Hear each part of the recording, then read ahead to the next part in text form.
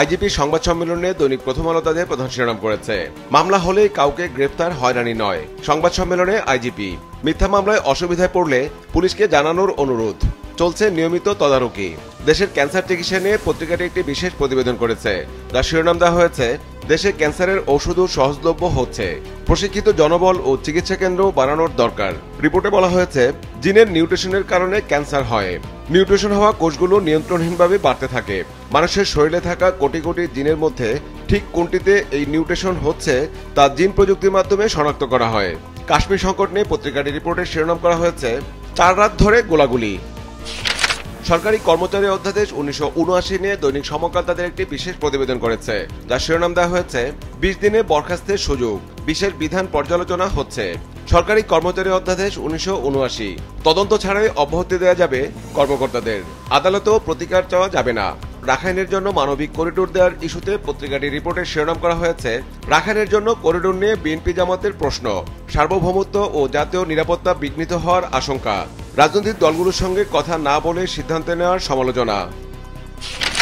রাখাইনের জন্য মানবিক করিডোর দেওয়া ইস্যুতে দৈনিক যুগান্তর তাদের প্রধান শিরোনাম করেছে, রাখাইনের জন্য বাংলাদেশের ভূখণ্ড ব্যবহার, মানবিক করিডোরে বিতর্ক, জাতিসংঘের প্রস্তাবে ঢাকার নীতিগত সম্মতি, রাখাইনে ত্রাণ দিলে সুফল পাবে আরাকান আর্মি।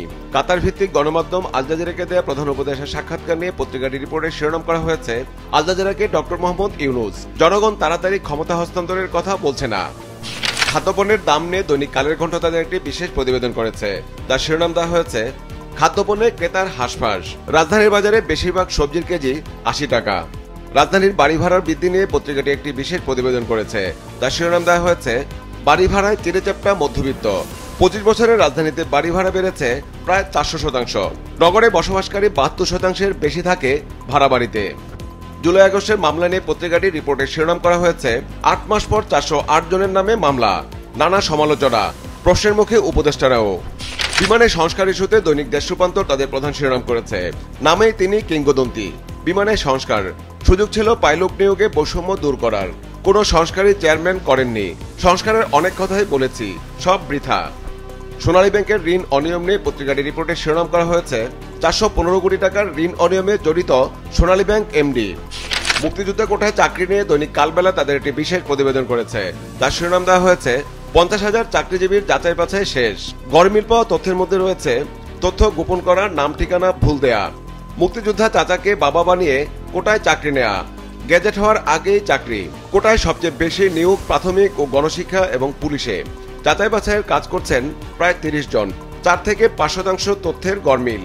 কোটা চাকরি পাওয়া কর্মকর্তা কর্মচারীদের কাছে মুক্তিযোদ্ধার প্রমাণ চাইবে মন্ত্রণালয়। তদন্ত শেষে নিজ নিজ মন্ত্রণালয় ও অধিদপ্তরে পাঠানো হবে তথ্য।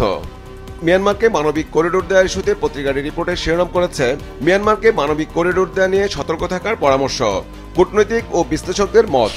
নির্বাচন ইস্যুতে বিএনপির অবস্থান নিয়ে দৈনিক আজকের পত্রিকা তাদের একটি বিশেষ প্রতিবেদন করেছে, মাঠে বিএনপির তরুণেরা, ভোটের দাবিতে জনমত গঠন।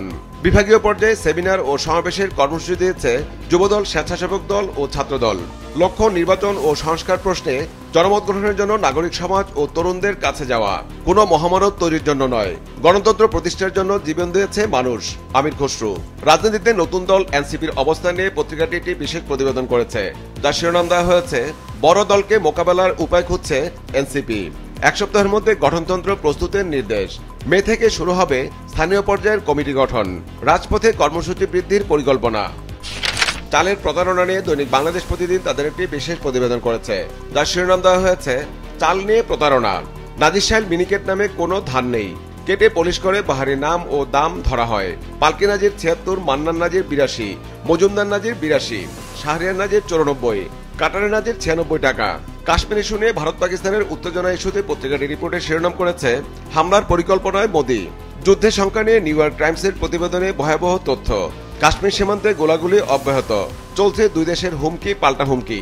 রাজধানীর গ্যাস সংকট নিয়ে পত্রিকাটি একটি বিশেষ প্রতিবেদন করেছে, যার শিরোনাম দেওয়া হয়েছে, গ্যাস নেই শিল্পে, জ্বলছে না চুলাও।